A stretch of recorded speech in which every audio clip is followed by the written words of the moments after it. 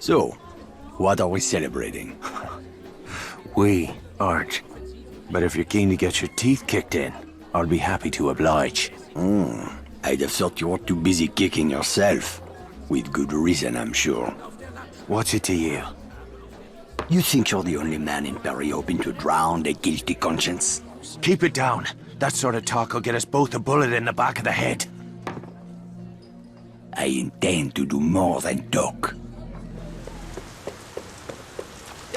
Dadlock, I won't even break a sweat.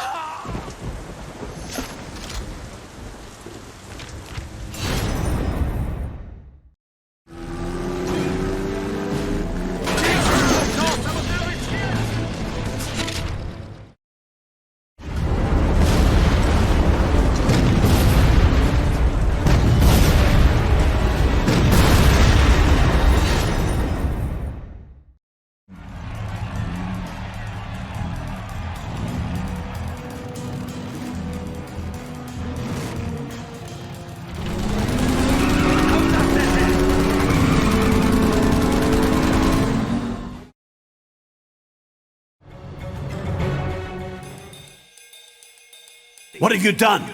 You changed the future. You've created a time paradox.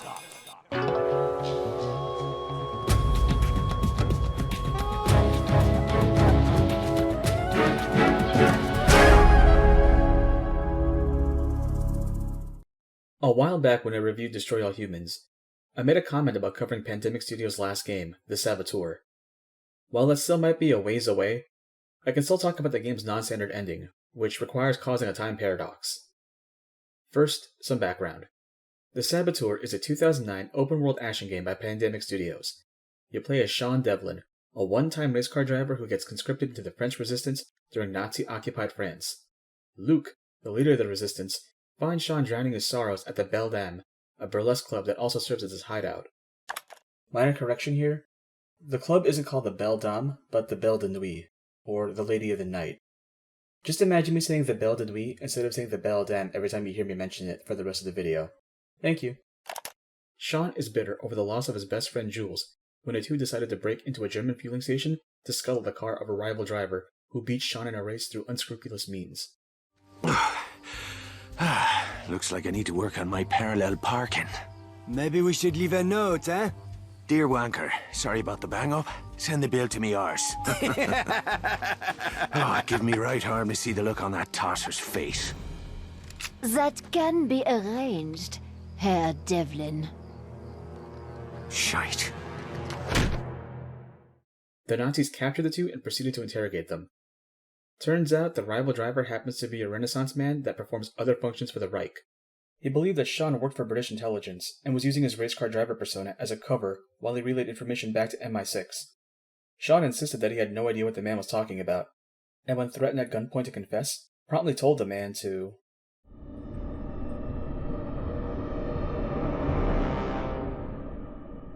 Go fuck yourself! This goes about as well as you think. No! God! You fucking bastard!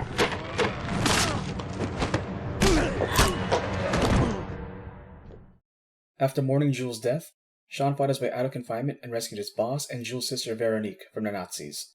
The three made their way to Paris to the Belle Dame, which is owned and operated by Jules and Veronique's parents. Luc catches Sean at his lowest point, incites him to action, and the rest of the game follows from there.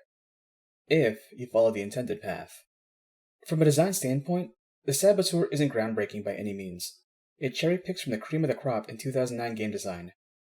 By now, Pandemic was known for making GTA-style open-world games with a twist. That twist being a shitload of explosions and property damage. Pandemic expanded their list of sources for the Saboteur by including Assassin's Creed's building traversal and hiding spots, GTA 4's Arrest Circle, Just Cause 2's flammable and red-colored enemy structures, and Hitman's disguise system into the mix. Don't be put off from playing the Saboteur just because its design is derivative, because it does something that you can't find in a modern-day Rockstar or Ubisoft title. It doesn't give a fuck if you're following the game's intended path. In NakeyJakey's review of Red Dead Redemption 2, he describes his frustrations with Rockstar's inability to decide on whether they want their games to be virtual sandboxes that encourage player expression and creativity, or AAA blockbuster narratives that railroad the player into a set path and will slap the player's wrists should they attempt to go off script. That's not the case with the Saboteur, and you can figure that out from the very first mission. In fact, that's how players speedrun the game. One of the Saboteur's unique mechanics is the perk system. Perks are in-game bonuses that unlock once you accomplish certain tasks. If we want to change the flow of time, we need to max out our Mayhem perk. So first perk challenge. Throw 5 Nazis to their death. When you're unarmed, you can hold down left trigger to initiate brawling mode. Pressing Y will cause Sean to grab an enemy, and pressing Y again will throw that enemy. I'm gonna save you a ton of grief by telling you that you don't need to be on the rooftops to complete this challenge. You'll find more Nazis on the ground than on the roofs, and throwing an enemy twice guarantees a kill. The first challenge is really easy and unlocks a better throw attack. Second perk challenge. Kill 20 Nazis with the vehicle. The second perk challenge can be a little hard.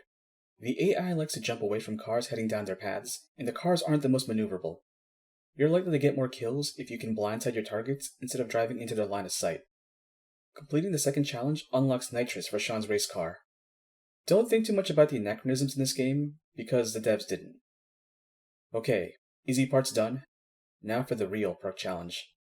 Destroy 20 Nazi vehicles with a single vehicle. We're gonna need something a little more specialized for this task than a normal set of wheels, but where should we go? If you drive a little bit into the countryside, you'll find a tank sitting unguarded in the ruins of a building. Make sure to save at every milestone because you don't want to do all of this again once you get your perks. If the second perk challenge was hard, the third perk challenge can feel impossible if you don't get the right setup. To spawn Nazi vehicles, we need our alert level to be at 2. Because the game is technically in the first story mission, the game's systems aren't operating as it would in a normal session.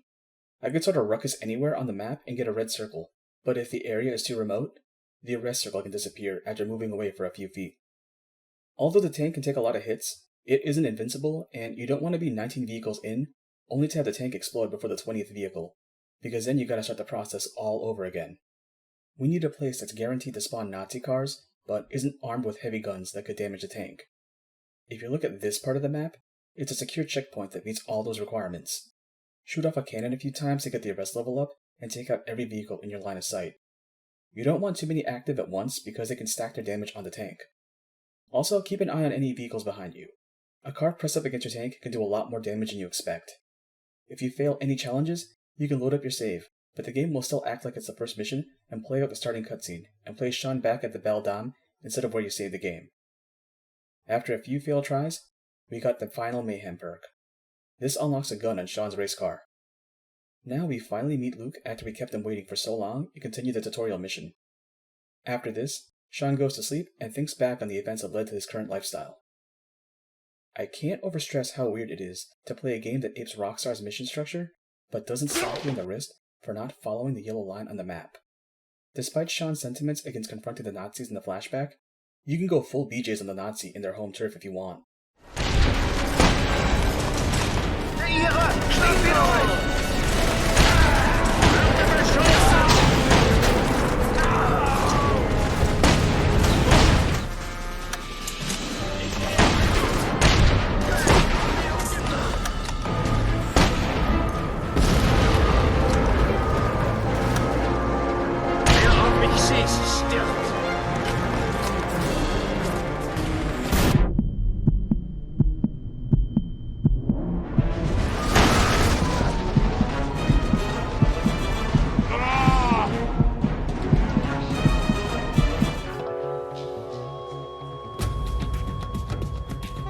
Created a time paradox. You can't go changing the future like that.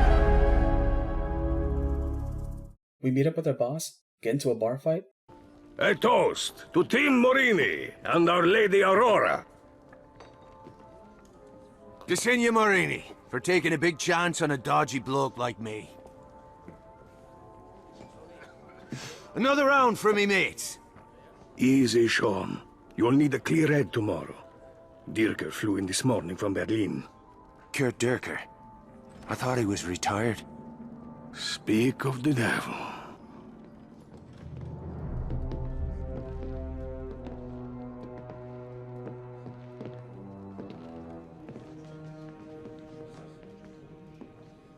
Guten Abend, Herr Morini. always a pleasure to welcome one of our Italian friends to the fatherland. I was just speaking of my admiration for General Mussolini. A kindred spirit to our own Führer. Your country is fortunate to have such a leader, yeah? Racing is my passion.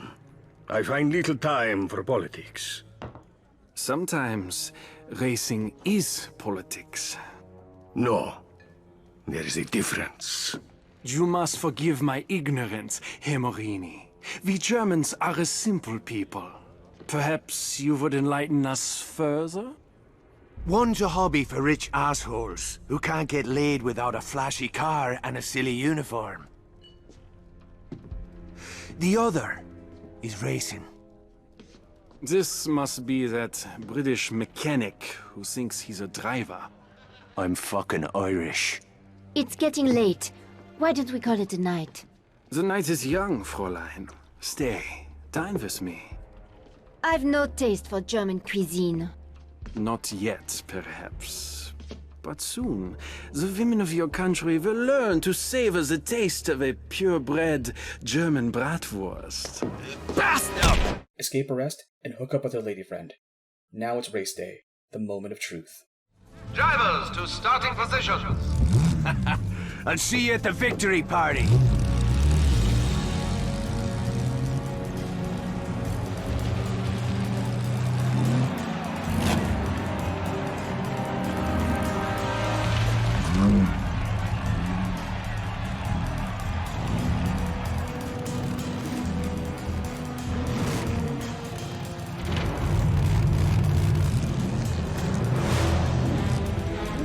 Gentlemen, prepare to race. What's supposed to happen is that Sean passes Dierker, Dierker shoots out Sean's tire and wins the race.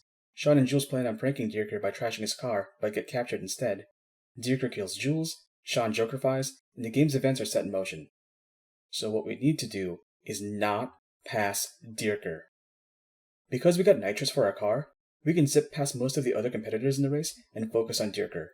Get as close to his car without passing him, and keep holding down right bumper to fire your car's gun. You gotta tail him for the entire race without passing him, which can be easy to do as his car rubber bands in a way that lets you pass him. By the third lap, if you're still behind Dierker as you both reach the finish line, this happens.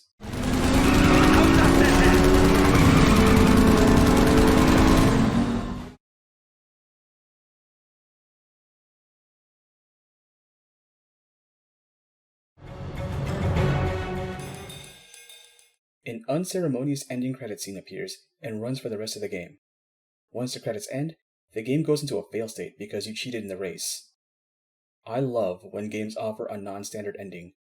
I wish the Saboteur provided an extra scene where Sean, Jules, and company pop the biggest bottles and enjoy the celebration while the rest of Europe falls under Nazi occupation. But it's still cool to know that Pandemic was aware that players could accomplish this challenge. Please play the Saboteur. It's available on GOG as well as EA Origin. I don't think I need to tell you which one is the better option. Even if you're not trying to do this very specific challenge, it's still a really fun game and a great swan song for Pandemic Studios.